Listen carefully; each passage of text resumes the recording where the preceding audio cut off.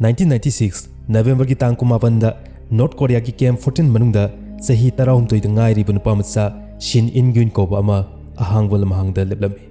Mahaki akoibada phadok lising kaya ama khulai faiva guards singna kwasinduna thamlami. Adubu Shin gi mityengdi miyam aduda leiramde. Mahaki mamangda leiriba una saba sagai aduda minungsi leitana punduna thamliba mama amadi mayambabu yengduna leirami. Drisya aduki matik akibagi masakni. Madudi asibagi khongthang tabagum phauhallami. Sinna mahaki mamagi maithongda tariba aki tuzungbagi aroiba masak adu uba phanglami. Adubu angakpa wafam amana sahi 13 da ngariba nupa masa adugi mamitta mitki pi amadi akibagi masak uba phanglamde. Camp 14 ki tamthiraba miyot minai amadi brainwash technique na miyoiba ama oibagi lamsat minungsi fumba manghan khiduna nunggi thamoiga pangkhak oiribani. Ngahaki matungda asikpa adu tugaiduna executioner aduna Farsi ki thauri adu chinglami amadi Shingi mitmangda mahaki mamagi aroiba nuksa sor hon kirami. Tawdok adu yenglingei ahuba nongmai makholna kem adu ninki. Mahaki mayambasu nongmai maru kaya kapsinduna thawa yaudraba hakchang adu leimaida tu kirami. Tawdok asi loikraba matung tinliba phadok miyamdu guards singna changkhinaba akanba khonjelda tansinki.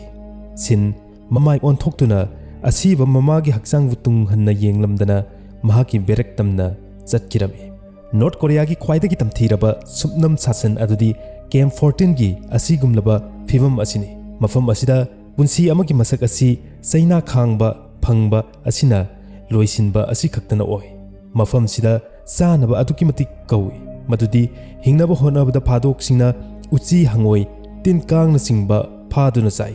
Zaron suron kaya narak kumlaba mafam sida poklaga mafam adugi phaklang wangmada taibang ama sulai haiba faw khangdana sirame. Camp 14 ki security arrangement aduki matik chelli. Mafam asina Prithvi ki khwaidagi sectionba jail oiribani. Phadok amatana nanthokhtuna chenba ngamlamde. Adubu kanana thajagani. Chahi 13 gi angang nupa macha amana mama amadi mayamba siba mamit mangna ukhiba mahakna nongmadi narak kumlaba mafam asi nanthokhtuna Siengani wari nagani haiba. North Korea Malayamgi khwaidagi arotpa khangba uba yaudraba lamne. Lamdamasi Malayamgi ataigi lamsingdagi tokhaina tongan ta duna lei. Mafam sigi frajagi punsi marel atai mafamgi fraja singda manade. Chahi lisang sitna Kim dynasty na supnam sasan tawri. Lam asigi lusingba Kim Jong Un gi sasan asi atuki matik tamthina siali. Madudi kanagumba miyoi amatana masagi apamba mongda hingba yade. Karamba mongi sangka kakani kari fizol set kani kadaida yum inkhol leigani haibu fawwa leingak asina lepi. Leingak na yaraba samkak masing kunnipan lei. Masigi manungda ama khanduna kakpa yai. Higok masugi jeans fawwa setfa thingi. Maramdi masi setpa nongchup longi chatnabini haina lawi. North Korea da kanagumba amatana masagi lanai gi oiva internet maning tamna paiba yade. Masigi mahut sarkar ki kwangmayong koba network amakak sizinai. Network asida government na pamba I pau khaktamak utli. Lam asida miram gi cinema amadi isai nongmai na singba yengba taba yade. Miram gi pochai sizinaba yade. Sizinarabadi crime ama oina ui dandi phangi. Adugi mathakta sahar amadagi sahar ama lana chatki hairabadi tonganba passport pass ama paiba changi. Asumna North Korea asi achoba jail amaga pangkhakni haiba yai. Aduga leiriba praja singna punsi supa sarkar na semba tamthiraba chatna kanglon singna phajinduna hingi. Asigumlaba chatnavi asida mayamdagi khwaidagi makok oiribuna supreme leader asine. Mahaki yathangna arepa oi. Kim Sungdagi hauraga Kim Jong Il amadi hauji paliba Kim Jong Un hairiba mokhogi imung asi aduki matik mayai se sakti lei. Madudi praja singna makhoibu isorga pangkhak oina thami.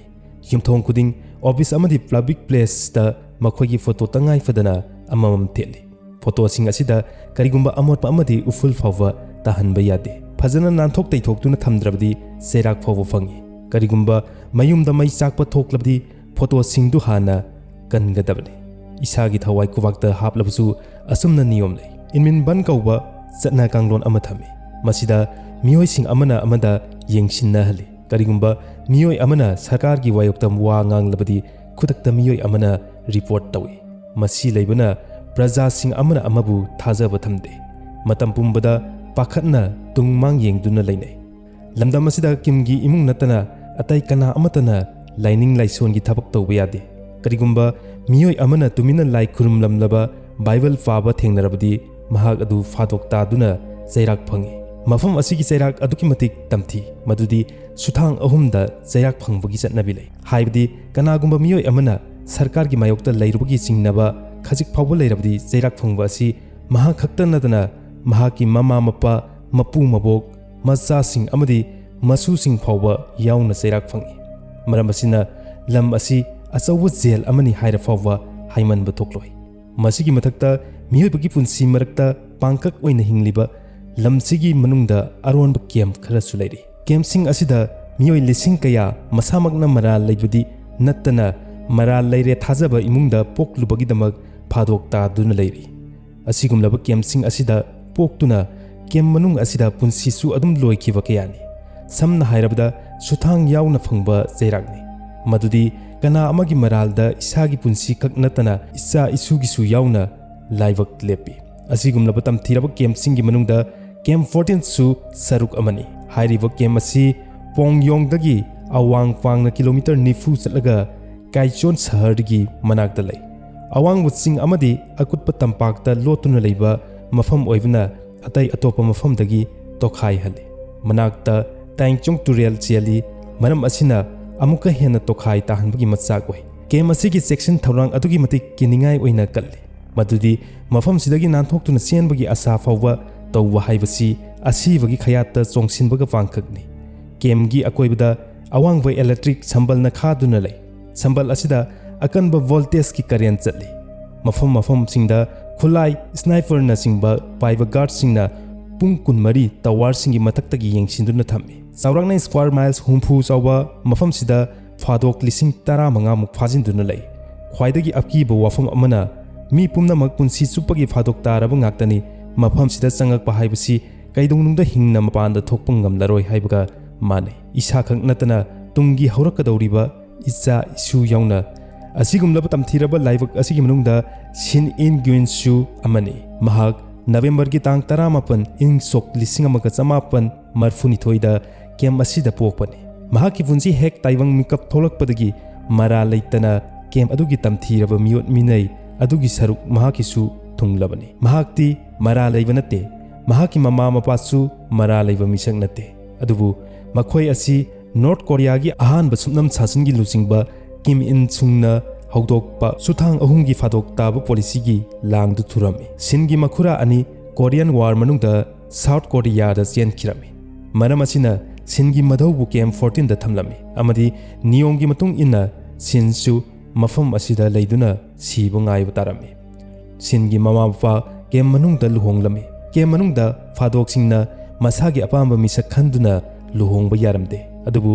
चटना loan अमदी लै केम मनुंगदा कारखाना अमदी कखोनीदा थोइदोक हेंदोंना मथौ निंगथीना तौबा guards की याथंग निंगथीना इनबा फादोकता मना फिबो इना लुहोंगबा याहलमी सिनगी मपाना महाकी खुलाई सिजनबदा थोइदोक हेंदोकबा मथौ मसखंगबा मथौदा फंगबा मनानी केमता थबक तौबा मियोय सिंगना महाकी दमक नुपी अमा खनबीदुना लुहोंगलमी अदुबु लुहोंगलबा मतुंग अचंबा मतै मनाव अमगुम युम पानमिनबदी यारमदे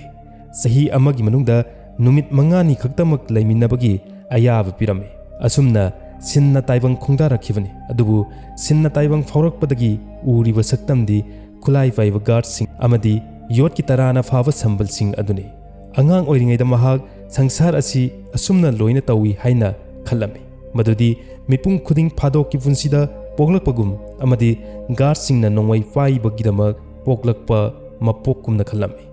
पुंसी अमगी मसक असिना महाकी मियेंगदा केम अदुगी मसक कोइरमी महागना मफम असिगी मपानदा मनिंग तमना लैरिबा चाबा थकपा मनिंग तमना मारांग काइबा संसार अमसु लै हाइबा खंगलमदे मंग फाववा मंगखिदे महाकी पुंसी ममागा लोइना दुना लैरमे महाकी मपागदी सही अमदा नुमित खरनी खक्तमक उबा फंगी फादो खुदिंगमक केम असिदा अयुक नुंगदांग खंगदना सांगागुम थबक सुहलमे अदुगा चानबा चरा ताली चानबा सुंगफंग फंगदबसु कोंगाइने फादो कया अमदी चरा नोखमनबना मरम ओइरगा तिनकांग अमदी उसी फावल फादुना चरमी Saram chadanabna maram oiraga sin nongmadi santhida fayawwa chujak maru khunduna chaba fawwa yaurami mangwandadi hauraba chaklen amadagi taade mafam adugi fibam asi sanga dagi henna motna leirami phadoksing aingba laimaida tumhalami aingbadagi ngakthoknaba famung amadi phaijup matat ama fawwa piramde kem manungda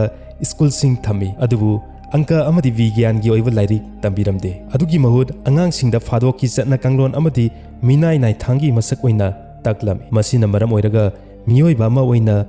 yaugdaba minungsi amadi lamchat pumba manghan bagi masak oi school singsigi pandamsu angang singsidagi asigumba ihul lokthokwa asini makhoina tambirami madudi guard sing asina mitna uwa laini makhoi gi athang inbana makhogi mathauni tamthiraba school singsigi masak amana angang singda masagi hek apokpa mama mapa yauna atai miyoi singda spy ama oina lona yengsinnabagi thawong takfi tambiba asini karigumba angang amana fadok amagi asoiba guardta pau pirabadi mana oina chanaba khara fanghalami maram asina mafam aduda nungsiba marigi mahud ahingba amadi chanabana mahut chilami school asida chairak ahakwa fangbasi yamna chamba thawong amagum uhalli madudi masung mamanaba ama sibda minungsi fauramde nongma singi mamangda guard amana afik panupi macha ama fubada sirami angang adugi maraldi mahakna sujak maru khara phanglubagini asumna phaglang marina koisinba mafamsida sinna thengnarakwa miyot minei asidi kana amagi wakhal hakchang thugaiba ngambagi masakni amukti sinna soibadagi phi tunaba machine ama teklami wafam asida mahaki supervisor na chairak oina singi khutlagi saruk machet ama kakthatlami mafamsida miyoi punsidagi thawai pandaba machine amana hena mama leina lawi asigumba fibam chaurakwa asi mahaki miyoi ba ama oibagi lichat minungsi pumba manglami mama mapada minungsi fuklamde adugi mahud mahakna mamabu mahaki mayokta leiba lamba oina khalami mamana hena chaukrabadi mahaki saruk yahuraroi haiba wakhal oina sagatuna lei aram khaurangbana miyoibagi mari pumba thadattuna thamlami mangwanda imung manung haibasi lamlanba miyoi khujok khara nongmagi chanaba munaduna hingnaba hotnabadu oina urami sinna jahi taramdoi surakpada mahaki punsida maikai ama hongki madudi mahaki imungda pikna leiriba mari fawa tatnarami nongma sinna tumnaba hotnaringai mamaga mayambaga lona wa tanaba ama sinna tarami wafam adudi mayambana mafam adudagi nanthokduna chenbagi thaurangni masida mamasu yauksilami wafam asi tabda sin wakhatlami makoina chenkrabdi mahaksu maral leibada tarani khalami amadi chairak mahak phangani haibasi khanglami angang oiringaidagi mahakpu takfirai madudi isagi miyoida miraiba launamba haibasi sarkarda haiba inba mathau khangba challi asumna mathau masa khangba fadok ama oinabagdamba mahakna mahaki school gi night guard amada loina haidoklami mahakpu paw asi haidoknabagidamak marang kaina chanaba natragana henna sababa punsi ama pirakani asa tawrami adubu camp 14 gi tamthiraba masai gonda achumbagi wafam leite night guard aduna mama amadi mayamba khaknatana mahakpusu pharami sin pakhatpaga loinana ngaklami mahakpusu mafam dudagi nanthokpagi maralda chingnaba thamduna pharami mangondagi asengba khangdoknaba tamthiba mawongda ot nairami camp 14 gi khwaidagi tamthiba masak adudi mahakna achumba tawrabasu maduna nangbu kanba ngamde nahakna niyong ngaklabasu tugairabasu warep khuding asibagi maigaida purami wahang pahung tawda guard singna singi mananganda koila asaba thamlami amadi mahaki unsada yotki kochi langsilami mana phangani haibagi asada mama amadi mayambagi mayokta paw haidokluba adu mana phangbagi mahut punsi chupa kawbu ngamloidaba chaina amadi dakfam mahaki thawai hakchangda tarami chawrangna tha taren mu amamba nunggi ka amada chairak phangluraba matung November gi tang 1996 ta thadorai mafum adudagi tholaklaba matung ahanba mapaga unai mapa amadi mahakpu mit punsinduna chinglaga ahangba lamhang amada pukhirami mamit hangdokpaga mangda nufi amaga nupa amaga sagai matakta lebhanduna thamlamadu ubaga sin kibuna masan niklami maramdi mamangda leiribadu mahaki mamaga mayambagani mamagi maithongda aroiba phanggadawre haibagi akibagi masak uba phanglami adubu singi thamoidadi miyoibagi minungsi mangkhrabani mangonda nungaitaba masir amata pauramde masigi matung mayambaga mamaga hatlami asumna ꯊꯧꯑꯣꯡ ꯑꯁꯤ ꯂꯣꯏꯁꯤꯟꯈ꯭ꯔꯕ ꯃꯇꯨꯡ ꯁꯤꯟ ꯃꯤꯌꯥꯝ ꯑꯗꯨꯒ ꯂꯣꯏꯅꯅ ꯇꯨꯡ ꯍꯟꯅ ꯃꯃꯤꯠꯇ ꯃꯄꯤ ꯑꯃꯐꯥꯎ ꯇꯥꯗꯅ ꯌꯦꯡꯂꯝꯗꯅ ꯃꯍꯥꯛꯀꯤ ꯕꯦꯔꯦꯛ ꯇꯝꯅ ꯆꯠꯂꯝꯃꯤ꯫ ꯅꯨꯡꯗꯥꯡ ꯑꯗꯨ ꯑꯍꯥꯟꯕ ꯑꯣꯏꯅ ꯃꯄꯨꯡ ꯐꯥꯅ ꯇꯨꯝꯂꯝꯃꯤ, ꯃꯔꯝꯗꯤ ꯍꯧꯖꯤꯛ ꯃꯃꯥ ꯑꯃꯗꯤ ꯃꯌꯥꯝꯕꯅ ꯆꯦꯟꯈꯤꯕꯒꯤ ꯃꯑꯣꯡꯗ ꯐꯪꯍꯧꯒꯗꯕ ꯆꯩꯔꯥꯛ ꯑꯗꯨꯒꯤ ꯑꯀꯤꯕ ꯂꯩꯇ꯭ꯔꯦ꯫ ꯃꯁꯤꯒꯤ ꯃꯇꯨꯡ ꯀꯦꯝ ꯑꯗꯨꯒꯤ ꯃꯅꯨꯡꯗ ꯁꯤꯟ ꯏꯟꯒ꯭ꯌꯨꯏꯟꯒꯤ ꯄꯨꯟꯁꯤꯁꯨ ꯇꯞꯅ ꯇꯞꯅ ꯍꯧꯖꯤꯟꯈꯤꯗꯨꯅ ꯆꯍꯤ 19 ꯁꯨꯔꯛꯈꯤ꯫ ꯃꯇꯝ ꯑꯁꯤꯗ ꯀꯦꯝꯒꯤ ꯇꯦꯛꯁꯇꯥꯏꯜ ꯀꯥꯔꯈꯥꯅꯥꯗ ꯊꯕꯛ ꯇꯧꯕ ꯄꯥꯔꯛ ꯀꯧꯕ ꯐꯥꯗꯣꯛ ꯑꯃꯒ ꯊꯦꯡꯅꯔꯝꯃꯤ꯫ ꯄꯥꯔꯛ ꯂꯩꯔꯤꯕ ꯐꯥꯗꯣꯛꯁꯤꯡꯗꯒꯤ ꯇꯣꯉꯥꯜꯂꯤ꯫ ꯃꯍꯥꯛꯇꯤ ꯃꯄꯥꯟꯒꯤ ꯄꯨꯟꯁꯤ ꯃꯁꯛ ꯈꯪꯂꯕ ꯃꯤꯑꯣꯏꯅꯤ, ꯃꯔꯝꯗꯤ ꯃꯍꯥꯛꯀꯤ ꯄꯨꯟꯁꯤ ꯑꯌꯥꯝꯕ ꯃꯇꯝꯗ ꯃꯄꯥꯟꯗ ꯂꯩꯔꯛꯄꯅꯤ꯫ ꯃꯍꯥꯛ ꯅꯣꯔꯠ ꯀꯣꯔꯤꯌꯥꯒꯤ ꯋꯥꯡꯃꯗ ꯂꯩꯕ ꯂꯝꯒꯤ ꯄꯨꯟꯁꯤꯁꯨ ꯃꯁꯛ ꯈꯪꯂꯕ ꯃꯤꯑꯣꯏꯅꯤ꯫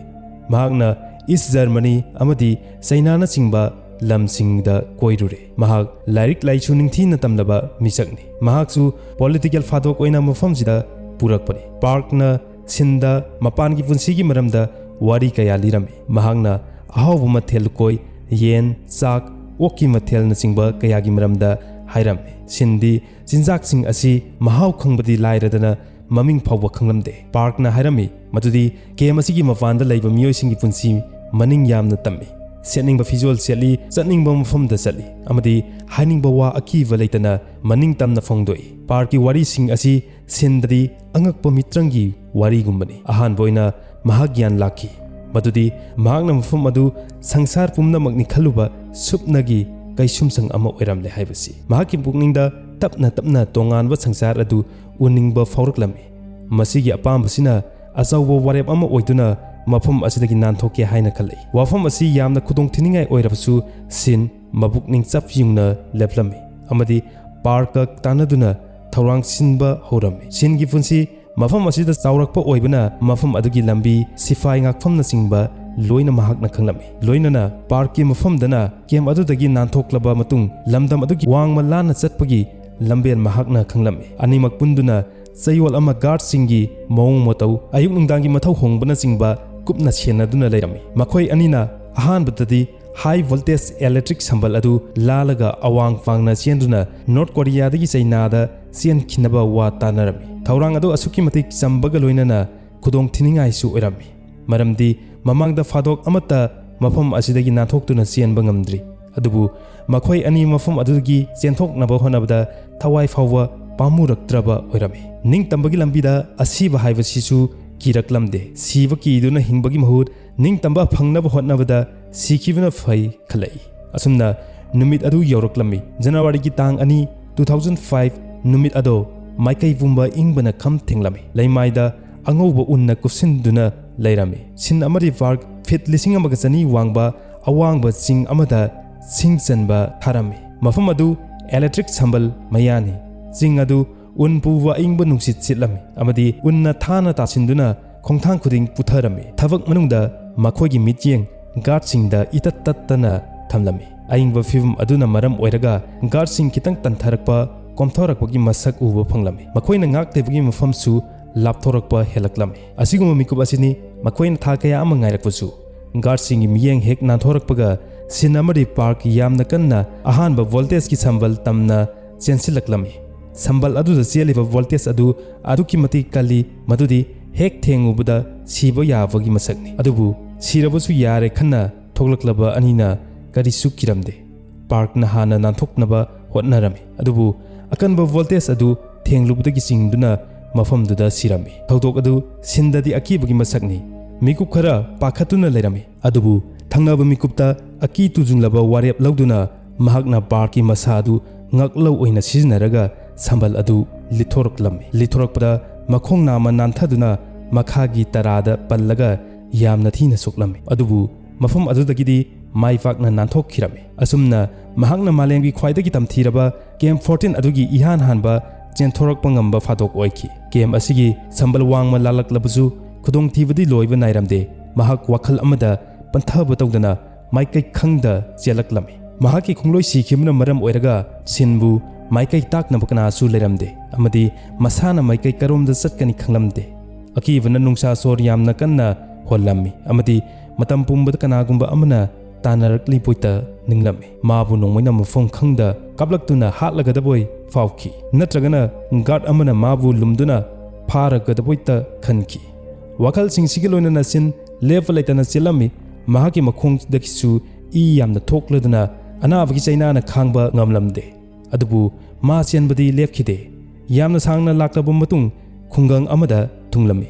ꯃꯍꯥꯛ ꯆꯥꯛ ꯑꯗꯨꯛꯀꯤ ꯃꯇꯤꯛ ꯂꯥꯝꯂꯝꯃꯤ ꯑꯗꯨꯕꯨ ꯂꯣꯠꯄꯁꯨ ꯃꯊꯧ ꯇꯥꯏ ꯂꯧꯎꯕ ꯑꯃꯒꯤ ꯂꯧꯁꯪꯗ ꯆꯪꯗꯨꯅ ꯂꯣꯠꯂꯝꯃꯤ ꯃꯐꯝꯗꯨꯗ ꯑꯃꯟꯕ ꯃꯤꯂꯤꯇꯔꯤꯒꯤ ꯐꯤꯖꯣꯜ ꯑꯃ ꯊꯦꯡꯅꯈꯤ ꯐꯤꯖꯣꯜ ꯑꯗꯨ ꯃꯍꯥꯛꯅ ꯑꯏꯪꯕ ꯑꯗꯨꯗꯒꯤ ꯉꯥꯛꯊꯣꯛꯅꯕ ꯃꯁꯥꯒꯤ ꯐꯤꯔꯣꯜ ꯂꯧꯊꯣꯛꯇꯨꯅ ꯐꯤꯔꯣꯜ ꯑꯗꯨ ꯁꯦꯠꯆꯤꯜꯂꯝꯃꯤ ꯃꯤꯀꯨꯞ ꯑꯗꯨꯗꯗꯤ ꯅꯣꯔꯊ ꯀꯣꯔꯤꯌꯥꯟꯒꯤ ꯁꯤꯐꯥꯏ ꯃꯥꯜꯂꯝꯃꯤ ꯃꯁꯤꯒꯤ ꯀꯥꯟꯅꯕꯁꯨ ꯃꯍꯥꯛ ꯐꯪꯂꯝꯃꯤ ꯃꯐꯝ ꯑꯗꯨꯗꯒꯤ ꯊꯣꯛꯂꯛꯄꯗ ꯃꯤꯌꯥꯝꯅ ꯃꯥꯕꯨ ꯎꯔꯒ ꯀꯣꯛ ꯅꯣꯟꯗꯨꯅ ꯏꯀꯥꯏ ꯈꯨꯝꯅꯕ ꯎꯠꯂꯝꯃꯤ ꯁꯂꯥꯝ ꯇꯧꯔꯝꯃꯤ ꯁꯤꯟ ꯏꯟ ꯒ꯭ꯌꯨꯟ ꯃꯌꯥꯝꯁꯤ ꯎꯕꯗ ꯌꯥꯝꯅ ꯉꯛꯂꯝꯃꯤ ꯑꯃꯗꯤ ꯚꯥꯞ ꯇꯥꯔꯝꯃꯤ ꯃꯗꯨꯗꯤ ꯐꯤꯖꯣꯜ ꯑꯁꯤ ꯁꯦꯠꯂꯒ ꯃꯍꯥꯛ ꯅꯣꯔꯊ ꯀꯣꯔꯤꯌꯥꯒꯤ ꯋꯥꯡꯃ ꯐꯥꯎꯕ ꯂꯥꯟꯊꯣꯛꯇꯨꯅ ꯆꯠꯄ ꯌꯥꯒꯅꯤ ꯍꯥꯏꯕ ꯃꯇꯝꯗꯨꯗ ꯁꯤꯟ ꯄꯩꯁꯥꯒꯤ ꯃꯁꯛ ꯈꯪꯂꯝꯗꯦ ꯃꯍꯥꯛꯅ ꯌꯨꯝꯗꯒꯤ ꯍꯨꯔꯥꯟꯕ ꯆꯦꯡ ꯈꯔ ꯌꯣꯝꯗꯨꯅ ꯄꯩꯁꯥꯒꯤ ꯃꯍꯨꯠꯇ ꯄꯥꯏꯔꯝꯃꯤ ꯃꯗꯨꯅ ꯆꯨꯔꯨꯞ ꯑꯃꯗꯤ ꯕꯤꯁꯀꯨꯠ ꯂꯩꯔꯝꯃꯤ ꯑꯁꯨꯝꯅ ꯂꯣꯠꯇꯨꯅ ꯄꯣꯠ ꯆꯩ ꯂꯩꯁꯤꯜꯂꯒ ꯅꯣꯔꯊ ꯀꯣꯔꯤꯌꯥꯒꯤ ꯉꯝꯈꯩ ꯐꯥꯎꯕ ꯂꯥꯛꯂꯝꯃꯤ ꯃꯇꯝꯗꯨꯗ ꯌꯥꯝꯅ ꯆꯦꯛꯁꯤꯟ ꯊꯧꯔꯥꯡ ꯂꯧꯔꯕꯁꯨ ꯂꯩꯔꯤꯕ ꯁꯤꯐꯥꯏꯁꯤꯡ ꯂꯥꯏꯔꯕꯅ ꯈꯝ ꯊꯦꯡꯂꯝꯃꯤ ꯁꯤꯟ ꯃꯍꯥꯛꯀꯤ ꯍꯩꯁꯤꯡꯕ ꯋꯥꯈꯜ ꯁꯤꯖꯤꯟꯅꯗꯨꯅ ꯁꯤꯐꯥꯏꯁꯤꯡ ꯑꯗꯨꯗ ꯆꯥꯅ ꯊꯛꯅꯕ ꯈꯔ ꯄꯤꯔꯒ ꯃꯤꯂꯤꯇꯔꯤ ꯑꯣꯐꯤꯁꯔ ꯑꯃꯒꯨꯝ ꯃꯁꯛ ꯇꯥꯛꯂꯝꯃꯤ ꯑꯃꯗꯤ ꯇꯨꯃꯤꯟ ꯂꯩꯍꯜꯂꯝꯃꯤ ꯑꯁꯨꯝꯅ ꯁꯤꯟ ꯊꯋꯥꯏ ꯈꯨꯕꯥꯛꯇ ꯍꯥꯞꯇꯨꯅ ꯅꯣꯔꯊ ꯀꯣꯔꯤꯌꯥꯒꯤ ꯉꯝꯈꯩꯁꯨ ꯂꯥꯟꯊꯣꯔꯛꯈꯤ ꯆꯩꯅꯥ ꯌꯧꯔꯛꯂꯕ ꯐꯥꯎꯕ ꯁꯤꯟꯒꯤ ꯂꯥꯟꯊꯦꯡꯅꯕꯗꯤ ꯂꯣꯏꯕ ꯅꯥꯏꯔꯝꯗꯦ ꯃꯍꯥꯛꯄꯨ ꯐꯥꯔꯕꯗꯤ ꯑꯃꯨꯛ ꯍꯟꯅ ꯅꯣꯔꯊ ꯀꯣꯔꯤꯌꯥꯗ ꯍꯜꯂꯛꯄ ꯌꯥꯔꯝꯃꯤ ꯑꯁꯨꯝꯅ ꯇꯧꯔꯕꯗꯤ ꯍꯥꯟꯅꯗꯒꯤ ꯍꯦꯟꯅ ꯇꯝꯊꯤꯕ ꯆꯩꯔꯥꯛ ꯐꯪꯒꯅꯤ ꯃꯍꯥꯛ ꯈꯪꯏ ꯃꯁꯤꯒꯤ ꯑꯀꯤꯕꯁꯤꯅ ꯌꯥꯝꯅ ꯆꯦꯛꯁꯤꯟꯅ ꯁꯤꯟꯃꯤ ꯑꯃ ꯑꯣꯏꯅ ꯂꯩꯔꯝꯃꯤ ꯑꯗꯨꯕꯨ ꯂꯥꯏꯕꯛꯇ ꯇꯝꯕꯗꯤ ꯑꯃꯅꯤ ꯁꯪꯍꯥꯏꯒꯤ ꯔꯦꯁꯇꯨꯔꯥ ꯑꯃꯗ ꯊꯕꯛ ꯇꯧꯔꯤꯉꯩ ꯖꯔꯅꯦꯂꯤꯁ ꯑꯃꯅ ꯃꯥꯕꯨ ꯊꯦꯡꯅꯔꯝꯃꯤ ꯖꯔꯅꯦꯂꯤꯁ ꯑꯗꯨꯅ ꯃꯇꯦꯡ ꯄꯥꯡꯒꯅꯤ ꯍꯥꯏꯕꯒꯤ ꯑꯁꯥ ꯄꯤꯗꯨꯅ ꯃꯍꯥꯛꯀꯤ ꯋꯥꯔꯤ ꯍꯪꯂꯝꯃꯤ ꯁꯤꯟꯅ ꯋꯥꯔꯤ ꯄꯨꯝꯕ ꯂꯤꯊꯣꯛꯂꯝꯃꯤ ꯃꯁꯤꯒꯤ ꯃꯇꯨꯡ ꯃꯍꯥꯛꯄꯨ ꯖꯔꯅꯦꯂꯤꯁ ꯑꯗꯨꯅ ꯃꯇꯦꯡ ꯄꯥꯡꯗꯨꯅ ꯁꯥꯎꯊ ꯀꯣꯔꯤꯌꯥꯒꯤ ꯑꯦꯝꯕꯦꯁꯤ ꯐꯥꯎꯕ ꯄꯨꯔꯛꯂꯝꯃꯤ ꯑꯗꯨꯕꯨ ꯃꯍꯥꯛ ꯅꯣꯔꯊ ꯀꯣꯔꯤꯌꯥꯒꯤ ꯁꯔꯀꯥꯔꯗꯒꯤ ꯈꯨꯗꯣꯡꯊꯤꯕ ꯂꯩꯔꯤꯕꯅ ꯃꯔꯝ ꯑꯣꯏꯔꯒ ꯁꯤꯟ ꯀꯣꯟꯅ ꯑꯃꯦꯔꯤꯀꯥꯗ ꯆꯠꯈꯤꯔꯝꯃꯤ ꯃꯍꯥꯛꯀꯤ ꯃꯃꯤꯡ ꯁꯤꯟ ꯏꯟ ꯒ꯭ꯌꯨꯡꯗꯒꯤ ꯁꯤꯟꯗꯣꯡ ꯍꯣꯛ ꯑꯣꯜꯂꯝꯃꯤ ꯃꯍꯥꯛꯀꯤ ꯑꯁꯤꯒꯨꯝꯂꯕ ꯋꯥꯔꯤ ꯑꯁꯤꯗꯒꯤ ꯃꯥꯂꯦꯝꯒꯤ ꯃꯤꯌꯥꯝꯅ इहान हाना केम 14 की सही क्या लोसिंदुना थमलंबा तमथीरबा पुंसीगी असेंगबा मसक अदु खंगबा ngamखि मियोइबगी लिचत नत्रबा नॉर्थ कोरिया की केम 14 की मियोत मिनै अदुना मालेम फुंबा निक्लमे अमदि मियोइबगी हक खोंगाउनबगी डिबेट कया तौरमी अमेरिका दा लेरिङै सिंदोंग हुकना लिबर्टी इन नॉर्थ कोरिया हाइना मिंथोनबा नन प्रॉफिट संस्थान अमगा पुंदुना थबक तौरमी मसिदा नॉर्थ कोरिया दा मियोइबगी हक खोंगाउनबगी वारी कया मालेम पुंबा संदोक्लक्लमी लोइनना नॉर्थ कोरिया दगी चेंथोरक्लबा रिफ्यूजी सिंगी मतेंग पांगलामी सिनगी पुंसी वारी दा युमफम ओइबा केम 14 टोटल कंट्रोल जोन कोवा डॉक्यूमेंट्री अमा अमदी एस्केप फ्रॉम केम 14 कोवा लाइरिक अमसु फोंगलामी असुमना केम 14 की ममलबा नुक्सी हैत्रबा लैमाइदा पोकपा चाबा थकपा फंगलक्त्रबा मियोत मिनै खांगलक्लबा अंगांग अमना ngасidi malem asid tholoktuna north korea gi fajadraba amamba masaki sakhi oiri wari asi pathok chaba matamda soiki lan ki bu yawrabusu yengbiri bu khudi magna ngakfi haijaba loinana hemchandra soibamna amukana ikongno na khurumjari